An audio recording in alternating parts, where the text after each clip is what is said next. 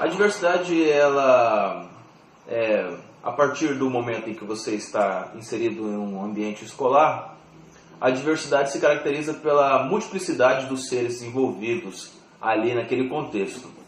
Além de, claro, naquele ambiente ter seres ou ter pessoas ali com diversas mentalidades, diversas formações e personalidades, nós temos também ali diversas pessoas com religiosidades diferentes. Então, as diversidades, elas se apresentam no ambiente como geral. Como todos somos seres individuais, ou seja, a própria palavra indivíduo vem disso, pessoas com entendimento e conhecimento próprio. Então, individualidade é parte da personalidade da pessoa. Então, a diversidade está nesse âmbito, ou seja, que todos somos diferentes, mesma criação. Pensa o seguinte, você estando em um ambiente criado pelos mesmos pais, frequentando na mesma pracinha, você e seu irmão têm personalidade diferente. Logo aí já apresenta-se uma diversidade. Ok.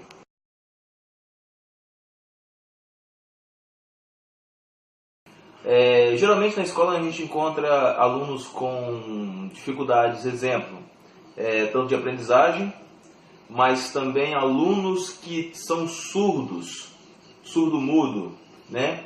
Nesse caso, esses alunos eles enfrentam uma grande dificuldade. Apesar de o professor de matemática no ambiente escolar ter por lei garantido um intérprete dentro de sala, isso não acontece. Então, como eu, professor, lido com isso? Geralmente eu procuro ficar olhando para esse aluno, nas explicações principalmente, nas resoluções eu tento acompanhar ele um pouco mais da carteira, então é feito aquele trabalho quase de um professor pedagogo de séries iniciais, aquele acompanhamento individual. Mesmo que em uma sala com 30, 40 alunos, eu tento fazer isso. É claro, à medida do possível, porque não podemos abandonar a sala como um todo, já que a aula tem que ser comum a todos. Assim também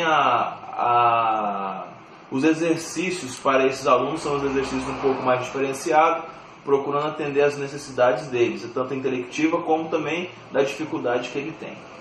Okay.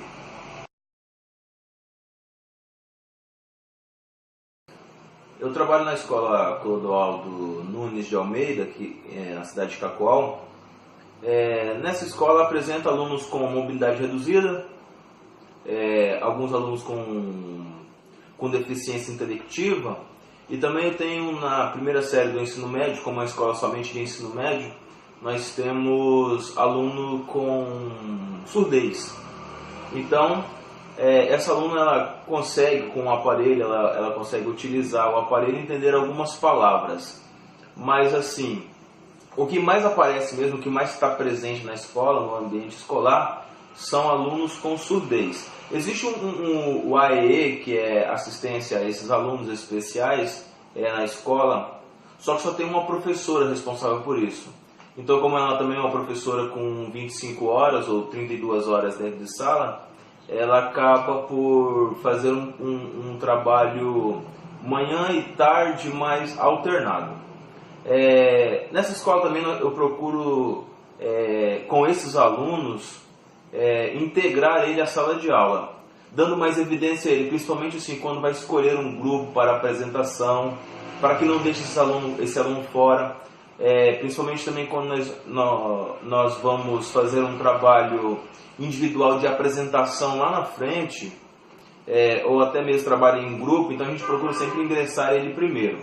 Mesmo ele tendo dificuldade na fala, mesmo não falando muito, explicando através de balbucios ou através de palavras não pronunciáveis, apontando apenas, a gente procura sempre inserir ele para que ele se sinta parte do conjunto escolar. É isso. Geralmente nós encontramos nas escolas estaduais algo sobre acesso. Então, a locomoção dos alunos que são cegos já tem os pisos táteis, ou aqueles pisos mais elevados em toda a escola, em todos os corredores. Como também nós encontramos em banco e tal, instituições públicas. A escola também realiza aquele trabalho de intervenção com psicólogo e tal, a escola onde eu trabalho, falando qual que é a deficiência cognitiva do aluno, o que ele tem de dificuldade de aprendizado, qual que é o nível de aprendizado dele. Então a escola faz esse trabalho também junto com a orientação. Um dos trabalhos que eu acho assim, mais falho na escola ainda, porque a escola acaba por também comemorar os dias alusivos, mas o que é falho ainda é que não tem intérpretes para todas as salas. Não tem como o professor conversar com esse aluno. Eu fiz faculdade em meados de 2009, 2010, quando eu fiz essa matéria de Libras, e com 60 horas dessa matéria na grade curricular em matemática, não é possível o professor se comunicar adequadamente com o aluno, nem um pouco com o aluno, apenas por gestos, e são gestos assim, muitas vezes que o aluno acaba não entendendo. Então, para um professor mesmo sendo de exatas, que não usa muito a linguagem, usa mais a álgebra e assim por diante, o aluno ainda se sente muito vago. Tem muitos conceitos matemáticos que deveriam ser passados para esses alunos por um profissional adequado, exemplo, um tradutor de Libras. Isso a gente não tem. Então é um dos trabalhos que a escola deveria fazer mais e empenhar mais. É isso.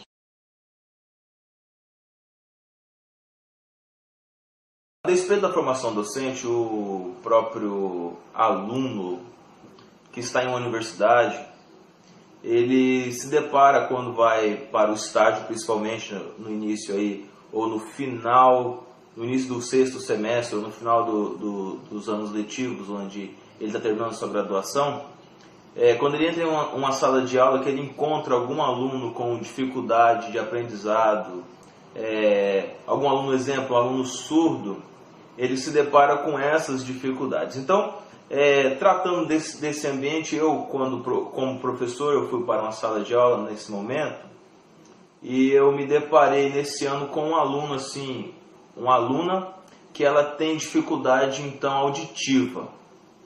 Essa aluna, ela é mais empenhada do que os outros. Essa é uma vantagem que ela tem. Isso não são todos também. Eu já tive alguns alunos também que não era possível ensiná-los, porque até pela dificuldade dele ele ficava um pouco mais restrito, com vergonha. Mas essa aluna ela sempre procura muito o professor nos corredores, não só o professor de matemática nesse caso, mas como todos os outros professores de história também. E o profissional que está se formando nessa área vai encontrar muito isso.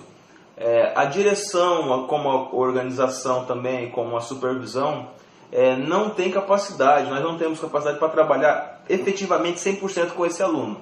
Mas à medida do possível que a gente consegue dentro de sala de aula, está passando a matéria para ela, está passando também os conteúdos extra para estar estudando em casa, alguns vídeos que é possível ver com legenda, o professor acaba passando assim. O professor de história, de certa forma, trabalha um pouco mais, ou seja, os professores de humanas, eles conseguem trabalhar um pouco mais porque é mais visual. Então o aluno que não tem audição, ou seja, que é mais visual, ele realmente consegue trabalhar um pouco melhor com um professor das áreas de humanas. Eu tenho também um exemplo, nesse caso, de diversidade escolar, de um aluno que estudava com a professora Márcia. Eu cheguei a conhecê-lo. A professora Márcia, inclusive, Márcia Rosa Juliana, ela tem um trabalho escrito sobre isso, que é o uso do geoplano para um deficiente visual, ou seja, um cego, que foi apresentado aqui em Cacoal. O geoplano que a professora Márcia construiu foi para ensinar funções de primeiro grau e de segundo grau para um aluno cego. Então ela pediu para confeccionar esse geoplano em metal, de forma tátil, esse aluno aprender então como que era a reta afim, ou seja, como a função afim produzia uma reta, como que as funções quadráticas no futuro, no caso dessas expressões, ela formaria uma função quadrática. Também a inversão do elemento A, ou seja, que é a concavidade voltada para cima ou para baixo, se a reta é crescente ou decrescente. Então a professora Márcia, ela fez um trabalho nesse sentido. Então eu tenho um exemplo nesse sentido, então, de diversidade que ela acabou enfrentando, e com isso o professor mesmo, com as suas ideias, ele contornou. Nas minhas aulas eu só tive alguns alunos com mobilidade reduzida. Nesse caso sempre foi pedido para construir rampa de acesso na sala de aula, e também sempre tinha um local para ele estacionar a cadeira de rodas dele. A gente sempre conseguia uma carteira um pouco maior para que ele pudesse escrever em cima, e no mais todos os alunos acabavam ajudando. Então sempre o professor tem que fazer essa promoção dentro de sala de aula, e não só em sala de aula, também fora de sala de aula, conversando sempre com os alunos, incentivando os alunos a estarem falando com esses alunos com um pouco mais de dificuldade, e também não ajudando, mas oferecendo ajuda, porque não é você pegar a pessoa e sair carregando que você está ajudando a pessoa, é sim oferecendo ajuda. Sou o professor Welber Rangel Cavalcante, eu tenho 28 anos, atualmente eu trabalho no ensino médio no Colégio Clodoaldo Nunes de Almeida, em Cacoal. Trabalho na educação já há 6 anos, desde 2009, quando eu comecei no Colégio Juscelino Kubitschek de Alta Floresta, trabalhando sempre com matemática e física. Sou formado em matemática pela FACIMED, também pós-graduado em operacionalização do ensino da matemática, física e química. Atuo na área de matemática e também de física no Colégio Clodoaldo Nunes de Almeida, aqui em Cacoal. Atualmente estou fazendo uma outra complementação, stricto sensu, em física, pela Universidade de Rondônia, UNIR, de Ji-Paraná. Esse curso é um curso de formação para professores, que também trabalham nessa área de matemática e física.